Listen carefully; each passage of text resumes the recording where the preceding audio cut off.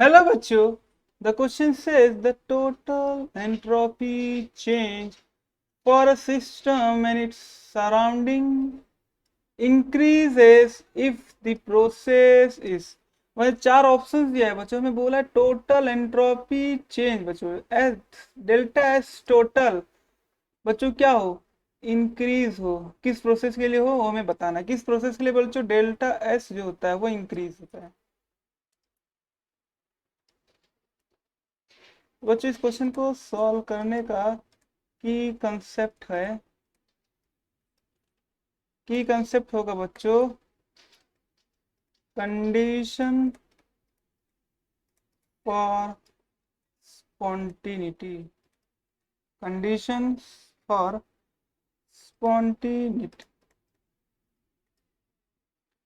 बच्चों delta S total क्या होता है डेल्टा एस जो टोटल होता है बच्चों वो होता है delta S system plus delta S surrounding.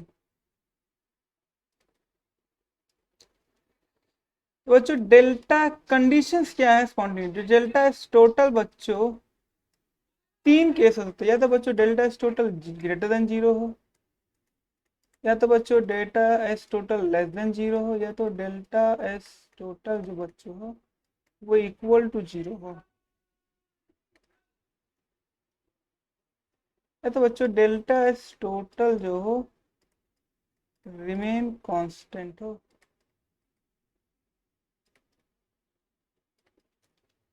ये भी क्राइटेरिया बस कंडीशन फॉर स्पॉन्टिनिटी बच्चों यही तीन क्राइटेरिया है। This three criteria is the condition for spontaneity बच्चों conditions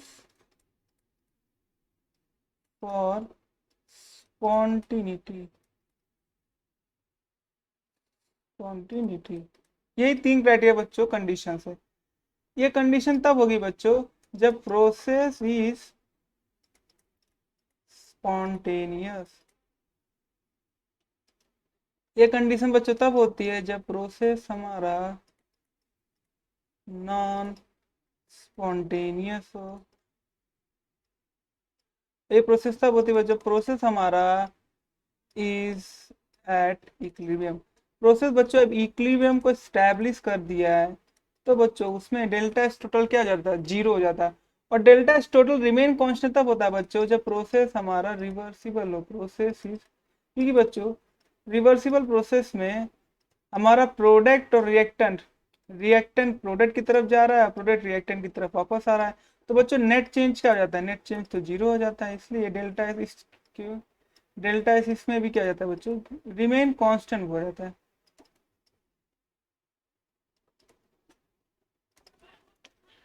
spontaneous and non spontaneous बच्चों स्पॉन्टेनियस का मतलब क्या होता है स्पॉन्टेनियस का बच्चों मतलब होता है reaction occur by its own. ये बच्चों नॉन स्पॉन्टेनियस का मतलब होता है रिएक्शन अकर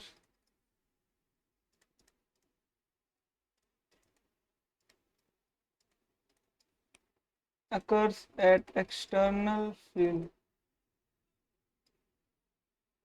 एक्सटर्नल फोर्स में कह सकता हूँ। अगर बच्चों हम एक्सटर्नल फोर्स अप्लाई करेंगे reaction occur by external force हम बाहर से कोई बच्चों एक्सटर्नल फोर्स लगाएंगे तब जाके जैसे रिएक्शन में फोर्सेस का मतलब है बच्चों टेम्परेचर देना प्रेशर देना तो बच्चों ये कंडीशन होती है स्पॉन्टिनिटी की। अगर हम ध्यान से देखें डेल्टा इस यहाँ पे पूछा है क्या इंक्रीज हमें पूछा है यहाँ पे बच्चों में पूछा गया है हमें पूछा है इंक्रीज कब होती है हमें पूछा गया है इंक्रीज कब होती है इंक्रीज बच्चों किस केस में हो रही है delta S greater than zero. Delta S greater than zero का मतलब क्या बच्चों delta S greater than zero का मतलब ये हुआ delta S total greater than zero का मतलब ये हुआ कि डेल्टा एस टोटल इंक्रीज हो रही है डेल्टा एस टोटल इंक्रीज हो रही है। और डेल्टा एस टोटल इंक्रीज किस केस में होती है जब रिएक्शन हमारा क्या हो स्पॉन्टेनियस रिएक्शन हमारा क्या हो स्पॉन्टेनियस हो। तो बच्चों इस क्वेश्चन का आंसर तो हो जाएगा हमारा स्पॉन्टेनियस। बच्चों रिवर्सिबल हम पहले रिवर्सिबल में बच्चों रिवर्सिबल में बच्चों मैंने अभी बताया, रिवर्सिबल रिएक्शन में डेल्टा एस रिमेन कांस्टेंट हो जाता है, डेल्टा एस टोटल जो होता है बच्चों रिमेन्स कांस्टेंट, रिमेन्स कांस्टेंट। जबकि बच्चों में पूछा क्या, क्वेश्चन में पूछा है इंक्रीज कब होता है, तो ये बच्चों रिवर्सिबल में तो बच्चों कांस्टेंट हो जाता है। अब बच्चों जो एक्सो और एंडोथर्मिक होते हैं, एक्सोथर्मिक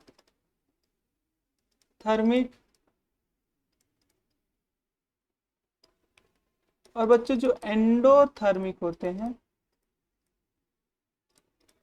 इसमें बच्चों एक्सो और एंडोथर्मिक रिएक्शंस में बच्चों डेल्टा एस टोटल जो होता है बच्चों वो कंडीशंस पे डिपेंडेंट होता है, कंडीशंस पे डिपेंडेंट होता है।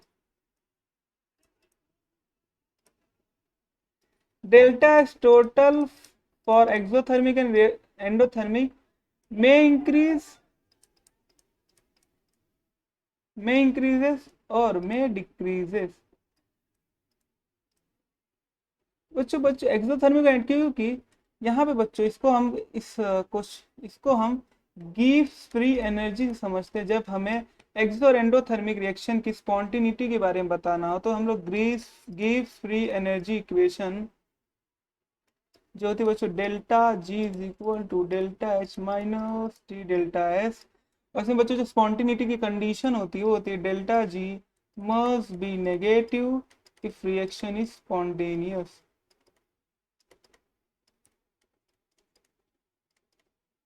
अब बच्चों इसमें जब हम कंडीशंस लगाते हैं एक्सोथर्मिक और एंडोथर्मिक की डेल्टा एच, जैसे मैं थोड़ा एक्सप्लेन कर देता बच्चों। डेल्टा एच बच्चों अगर हमारा पॉजिटिव है इसका मतलब क्या है, एंडोथर्मिक है, रिएक्शन हमारा एंडोथर्मिक है। अब रिएक्शन बच्चों होनी है तो डेल्टा जी को नेगेटिव होना पड़ेगा।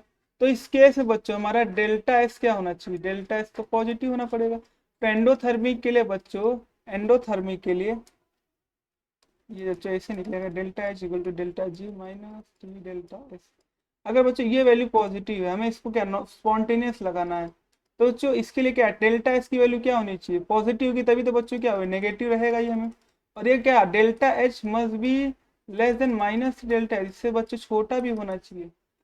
तो बच्चों एंडो एक्सोथर्मिक, और इसी तरह मैं ये भी कह सकता हूँ डेल्टा एच बच्चों का नेगेटिव हो जाए तो एक्सोथर्मिक, एक्सोथर्मिक तो बच्चों डेल्टा जी को हमको क्या नेगेटिव लाना है स्पॉन्टेनियस रिएक्शन के लिए। तो डेल्टा एस क्या हो सकता है बच्चों, या तो पॉजिटिव हो या तो नेगेटिव हो। बट इसमें क्या कंडीशन ये रहेगी कि तो बच्चों डेल्टा एच की वैल्यू से कम ही होना चाहिए बच्चों माइनस थ्री डेल्टा एच की वैल्यू, ये बच्चों कंडीशन है। तो इसमें में बच्चों इंक्रीज होता है, में बच्चों डिक्रीज होता है।